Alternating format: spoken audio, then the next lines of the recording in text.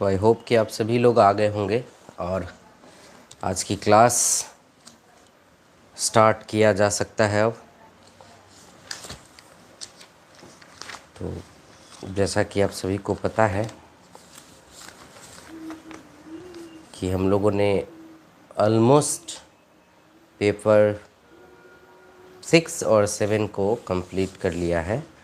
लेकिन कल जैसा कि आप सभी को पता है कि डिप्टी सीएम और माननीय कुलपति महोदय यानी ऑनरेबल वीसी महोदय आर.के. सिंह जी जो है पाटलिपुत्रा विश्वविद्यालय के आए हुए थे। तो उन्होंने साफ तौर पे कहा है कि हमें एग्ज़ाम साल में 3 बार लेना पड़े या एक साथ बैठा के पार्ट 1, 2, 3 का लेना पड़े तब भी मैं लूँगा, लेकिन सेशन को मैं ज़रूर ठीक कर दूँगा। यानी कि आप लोगों के पास जो कैलेंडर आपको मिली है, आपकी एग्ज़ाम कैलेंडर के अनुसार होगी, इसलिए मेरे को भी लग रहा है कि आपकी क्लासेस जल्दी से, थोड़ा सा इधर मैं बिजी रहा था इसलिए क्लास नहीं हो पाई थी। तो मैं चाह रहा हूँ कि आप लोगों की क्लासेस जो है एटलीस्ट होली के पहले दोनों पेपर 6 और 7 को मैं कंप्लीट कर लूँ, ताकि होली के बाद जो है 5 और 8 का जो है हम लोग काम करेंगे उस पर, लेकिन होली तक में जो है 5, 6 और 7 को कंप्लीट कर लिया जाए। तो पिछली क्लास में हम लोगों ने सीक्रेट ऑफ वर्क पढ़ लिया था, I think secret of work भी पढ़ लिया था, और जो थोड़ी सी चीज़ें बची हुई है वो आज हम लोग 6 का एक पढ़ेंगे, पोएम है।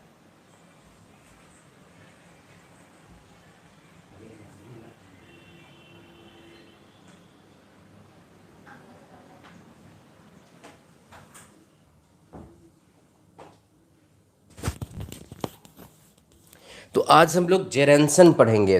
जेरेंसन, हाँ बिल्कुल आप लिख भी सकते हैं, या जिन लोगों के पास नोट्स अवेलेबल होगा, शायद जेरोन्सन उसमें है या नहीं है, होगा शायद।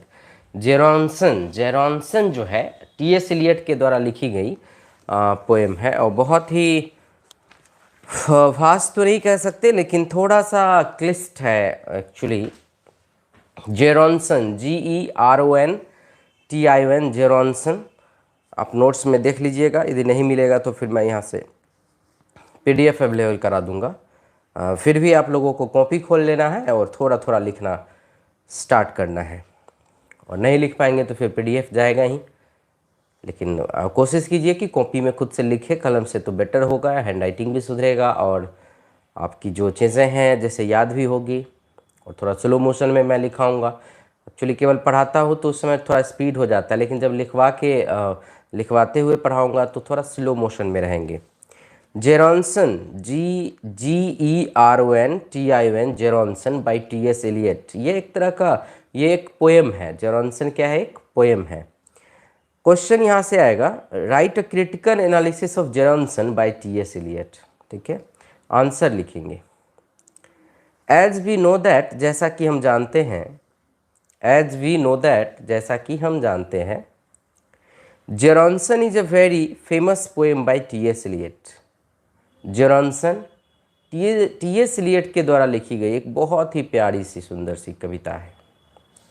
It was first publish in 1920, यह 1920 ईस्वी में पब्लिश्ड हुआ था। शायद याद होगा 1918 ईस्वी में प्रथम विश्व युद्ध समाप्त हुई थी। 1919 ईस्वी में रॉलेट एक्ट 13 अप्रैल 1919 में, और 1920 में जो है राष्ट्रसंघ की स्थापना हुई थी। उसी साल जेरोन्सन कविता जो है लिखी गई थी, पब्लिश्ड हुई थी T.S. एलियट के द्वारा। The poem relates the opinion and impression of the Gerontion और एल्डरली मैन। एक्चुअली एक बुजुर्ग आदमी है, जेरोन्सन कहते हैं, जेरोन्टिक जिसे हम कह सकते हैं, कहते हैं ना जनरेशन, जेरोन्टिक और एल्डरली मैन। थ्रू और ड्रामेटिक मोनोलॉग, यह एक ड्रामेटिक मोनोलॉग है। अब ये ड्रामेटिक मोनोलॉग क्या होता है? जब कोई व्यक्ति अकेले में खुद से बात करता है तो उसे हम ड्रामेटिक मोनोलॉग कहते हैं। स्टेज पर आके और ऐसे रिएक्ट करना मानो हमारे साथ कोई और भी है, लेकिन वो अदृश्य होता है, यानी और कोई होता नहीं है, लेकिन ये इमेजिन किया जाता है कि हाँ स्टेज पर मेरे साथ एक और आदमी है जिससे मैं बात कर रहा हूँ। तो जेरोन्सन जो हैं यानी ओल्ड मैन जो है ये खुद से बात कर रहे हैं, ड्रामेटिक मोनोलॉग है ये, which describes the Europe after first world war, जिसमें प्रथम विश्व युद्ध के बाद का जो सिनेरियो है यूरोप का उसकी डिस्कशन हुई है। In this poem, Jeronson, the poet, discusses the theme of religion, sexuality and the other topics of modernist poetry. इसकी जो थीम है एक है religion, and that time of course the Christianity and Christian religion is in existence in England and Europe. Sexuality and the other topic of modern poetry, modernist poetry. अन्य भी topic हैं, लिख पा रहे हैं आप लोग? इन दिस पोएम जेरॉन्सन, ब्रैकेट में लिखना है, the poet discusses the theme of religion comma sexuality and the other topics of modernist poetry या मॉडर्न पोइट्री। एक काम आप कर सकते हैं, यदि आपका छूट जाए घबराना नहीं है, जगह छोड़ लीजिएगा, इसकी PDF या फ़ोटो खींच के आपको भेजा जाएगा ग्रुप में, आप आराम से लिख पाएंगे। T.S. Eliot opens Jeronson with an European from Act 3 Scene 1 is Measure for Measure by Shakespeare. Shakespeare के द्वारा एक किताब लिखी गई थी मेजर फॉर मेजर, उसकी कुछ लाइंस के माध्यम से जेरोन्सन की लाइन की शुरुआत होती है। His purpose is to set the stage from which he presents of scene of the poem. इनका पर्पस है कि इस पोएम का सेट इस तरह से हम स्टार्ट करें, सेटअप रखें ताकि लोग अट्रैक्ट हो, present the scene of the poem. But the first 2 lines of the poem direct stage of Gerontion who talks himself. शुरू में ही इस कविता के एक आदमी स्टेज पर खुद से बात कर रहा है। वो आदमी कौन है? जेरोन्सन हिमसेल्फ, जेरोन्सन खुद है। वो इज जेरोन्सन, जेरोन्सन इज ओल्ड मैन। जेरोन्सन कौन है? एक बूढ़ा आदमी है, वो खुद से बात कर रहा है। The poet describe the life during the war years. First world war 1914 से लेकर 1918 ईस्वी तक चला था। फर्स्ट वर्ल्ड वार 1914 टू 1918 चला था, और उसके जस्ट बाद की जो लाइफ रही थी या उस समय का जो लाइफ रहा था, इसके बारे में ओल्ड मैन के माध्यम से ये दिखाने का कोशिश कर रहे हैं। एंड expresses his disgust, घिरना जिसको कहते हैं, disgusted, घिरना करा है again throw words like peevish gutter. एकदम बहुत गुस्से में है, घिरना दिखा रहे हैं दुनिया से। अभी देखो ना, जैसे यूक्रेन और रसिया का चल रहा है, कितनी भयावह स्थिति है। अब सोचो, ये तो 2 कंट्री के बीच चल रहा है। उस समय विश्व युद्ध था, कई देश उसमें शामिल थे, मित्र राष्ट्र, धुरी राष्ट्र, मित्र। तो इस तरह की जो उस समय थी, इसके सोचिए कि ये भी इतना भयावह हुआ कि मात्र 2 राष्ट्र का हल्का सा युद्ध में पूरा त्राहिमाम हो रहा था। और सोचो वो विश्व का युद्ध था, विश्व युद्ध था, मतलब वर्ल्ड वार थी, तो क्या स्थिति रही होगी। Here gutter symbolises the worst situation during world war first. यहाँ पर जो वर्ड यूज हुआ है पिवरिस गटर, मतलब स्थिति बहुत गंदी थी, बड़ी सिचुएशन खराब था, खून खराबा, शोर गोल, ये पूरे चारों तरफ खून खराबा ही खून खराबा थी। इन द लाइन्स 17 and 20, 17 से 20 तक, he gives the reference of a Bible, and he wishes in the lines that human values prevailed in society. Religious human value pervades in the society. समाज में रिलीजियस वैल्यू होना चाहिए, ethics होना चाहिए। Ethics नहीं होगी तो फिर यही सब होगा। एथिक्स समाप्त होने पर खून खराबा ही होगा, लोग एक दूसरे से प्यार नहीं करेंगे, सम्मान नहीं करेंगे। सो एथिक्स का बहुत वैल्यू है, रिलीजन का बहुत वैल्यू है। रिलीजन होना चाहिए, रिलीजन मीन्स एथिक्स, नैतिकता होनी चाहिए। इन द लाइन्स 20 and 25, 21 से लेकर 25 तक में, the poet expresses the degradation of human value in society. वो दिखाते हैं कैसे मनुष्य का वैल्यू गिरता जा रहा है, पैसे का वैल्यू बढ़ता जा रहा है। समाज में मनुष्य की जो वैल्यू है वो धीरे धीरे गिरता चला जा रहा है। एक मनुष्य दूसरे मनुष्य को कुछ समझ नहीं रहा है, यदि समझ रहा है तो वो केवल पैसा को समझ रहा है। आई होप कि लगता है नहीं लिख पा रहे होंगे आप लोग, कोई बात नहीं, हम फोटो खींच के भेजेंगे, समझ लीजिए। कहते हैं मनुष्य की वैल्यू गिरता जा रहा है समाज में, here deprived used for man which means to corrupted. वो कहते हैं यहाँ पर लोग पतित हो गए हैं, भ्रष्ट हो गए हैं, और दिन प्रतिदिन जो है करप्शन की ओर बढ़ते जा रहे हैं। वर्ल्ड वार के समय ही लिखा गया है। The poet says that, poet कहते हैं कि there is a corruption and treachery in renaissance period. Renaissance period क्या था? मॉडर्न पोइट्री 1919 के बाद 20वीं शताब्दी रेनेसा पीरियड थी, तो मॉडर्न पोइट्री के दौर भी कह सकते हैं। मॉडर्न पोइट्री के दौर में टी.एस. एलियट कहते हैं कि लोग अत्याचारी हो गए थे, करप्ट हो गए थे, भ्रष्टाचारी हो गए थे, सब के सब भ्रष्टाचारी और अत्याचारी हो गए थे, लूट मार मचा हुआ था, सेल्फिश हो गए थे।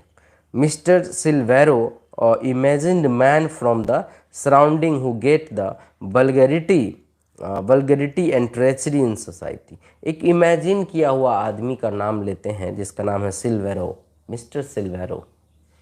और imagined man from the surrounding who get vulgarity, अश्लीलता को दिखाया गया है एक इमेजिनेटिव व्यक्ति के माध्यम से, कि समाज में ऐसे कई आदमी हैं, कई लोग हैं जो अश्लील हैं, पैसे वाले हैं, गलत काम करते हैं।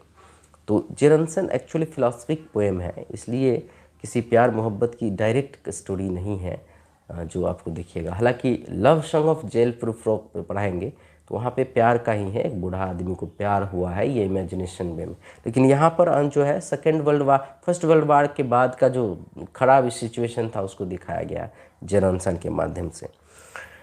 There is another imagine foreign named Hakagawa, Japan का एक आदमी और है जो भी इमेजिनेशन का नाम है, नया नाम, जिसका नाम है Hakagawa Japan, who is amidst of the Titians which refuge to an Italian painting. एक और आदमी है जापान का जो इटालियन पेंटिंग लेने से इग्नोर करता है। And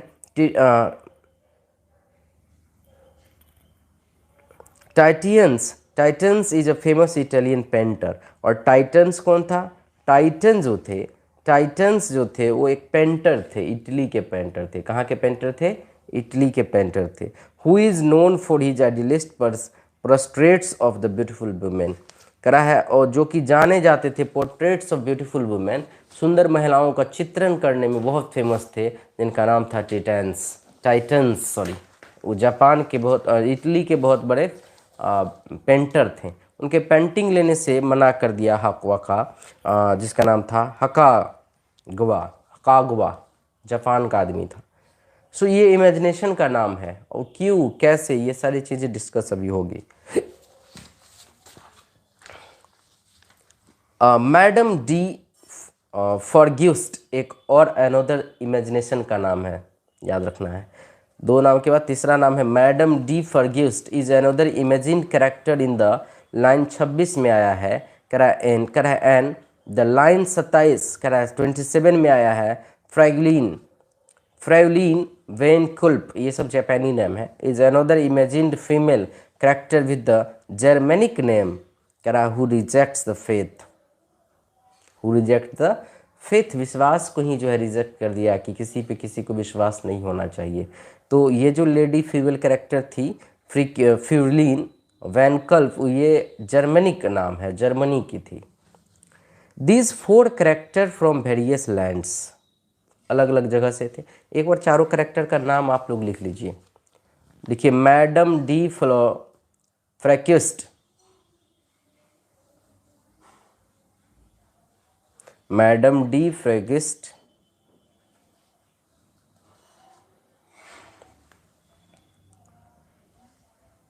फ्रेवलिन FRAULEIN, Fraulein von VAN von, Kulp CUKULP Kulp, Fraulein FRAULEIN van Kulp Germany से थी।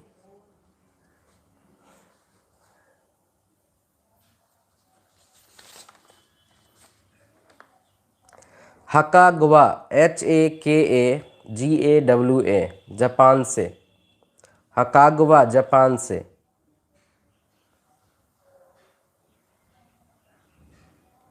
जापान से।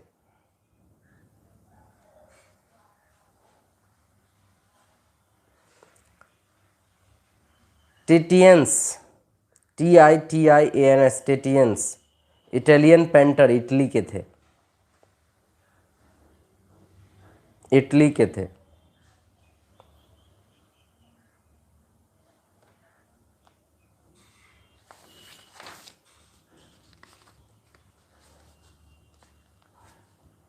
कल्प जर्मनी के थे।